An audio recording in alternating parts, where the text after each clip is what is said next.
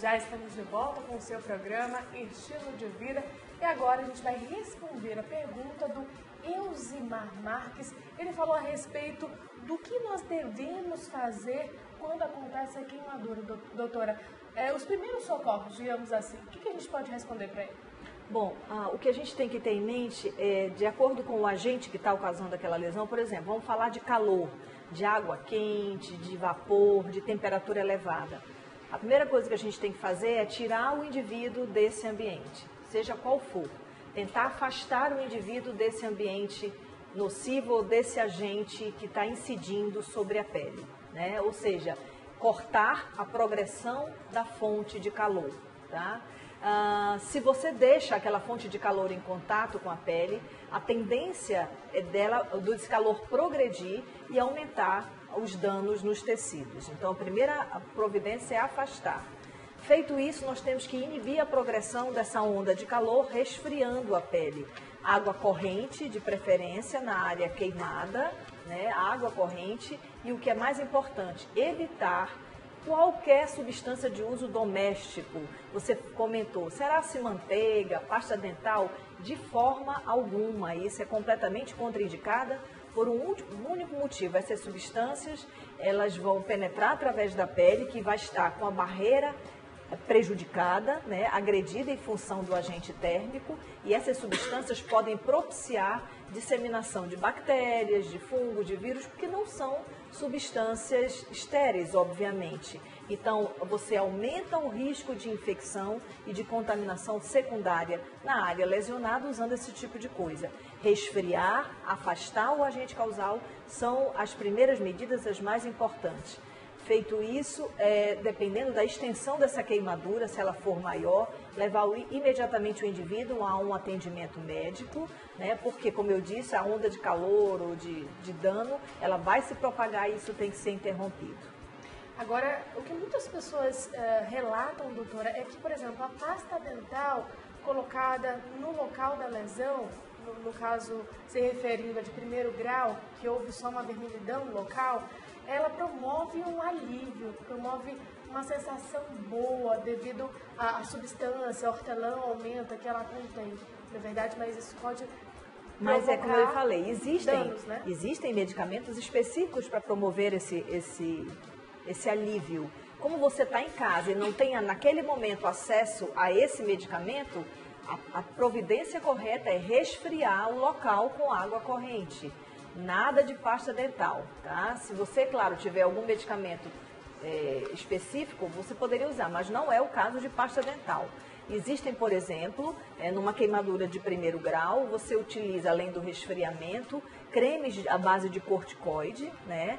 E o médico, o especialista, é o mais indicado para dizer qual concentração de cortisona tópica estaria indicado. Você usa sobre aquela área vermelha pelo menos 2 a 3 vezes ao dia.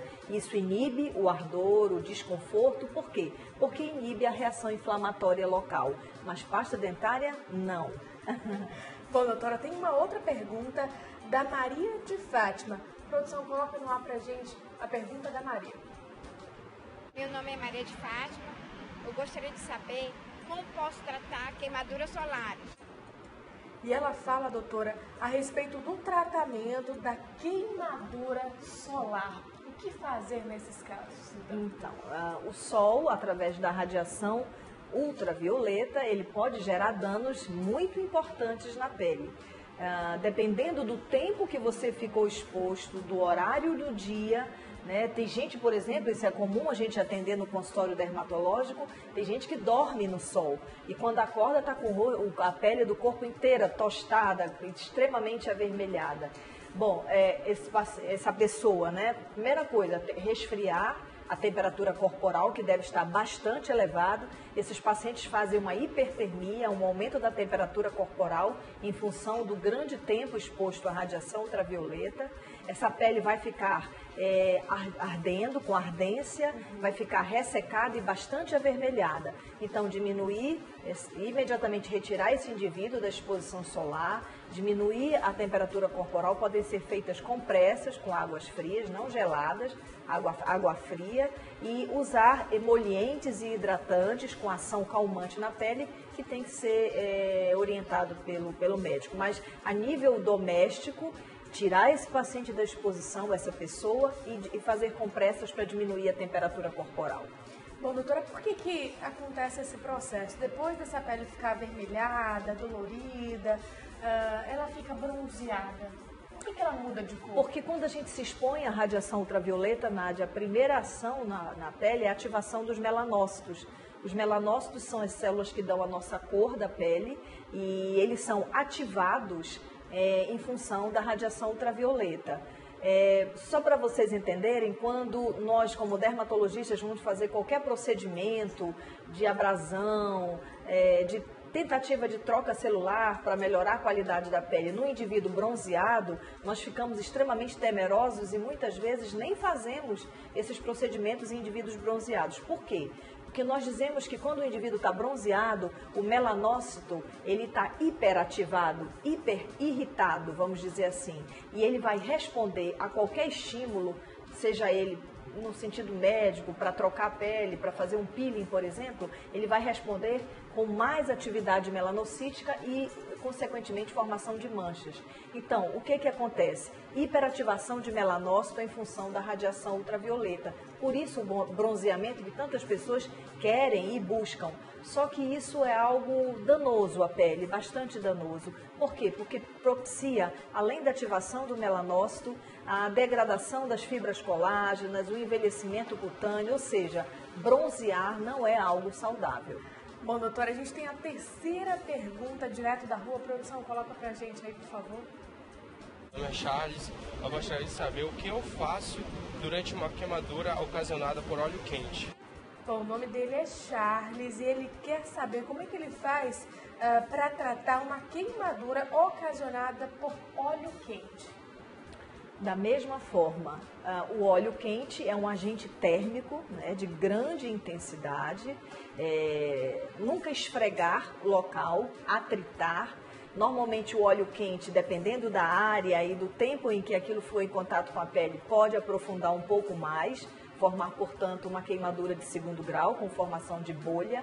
Não romper bolha, porque a bolha, o teto da bolha é como se fosse a proteção daquela pele que vai ficar ulcerada. No processo de reparação cicatricial, isso normalmente vai evoluir. Pode ser que às vezes essa bolha rompa espontaneamente, não há problema. Tá? Evitar o uso dessas substâncias que a gente contraindica, pasta, enfim, e diminuir a temperatura local através da água corrente, retirando muito lentamente, sem atritar aquele agente causal sobre a pele. Resfriar. A primeira conduta sempre é resfriar a pele. Por quê? Porque se você não interrompe a onda de calor, aquilo vai aprofundar. E mesmo sendo numa pequena área de contato, o nível de profundidade pode ser importante e danoso para a pele. Bom, doutora, a gente tem outra pergunta agora pelo WhatsApp do Michael Douglas, do bairro Raiz. Michael, muito obrigada pela sua participação. E ele fala a respeito daquelas receitas caseiras. Ele está falando aqui que um excelente remédio caseiro para queimadura é a casca de banana. Isso é mito ou verdade?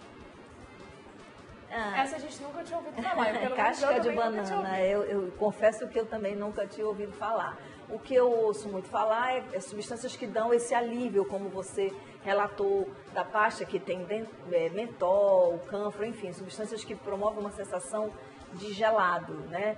As substâncias da natureza, elas têm muita crendice em torno de afecções, especialmente na pele. A pele, ela é alvo de muita automedicação, né? Porque tá lá, todo mundo acaba opinando um pouquinho. Mas isso não está relatado em nenhum compêndio de queimadura, enfim. Agora, existem as crendices populares. Eu não indicaria porque realmente desconheço. Eu acho que o correto é fazer o correto.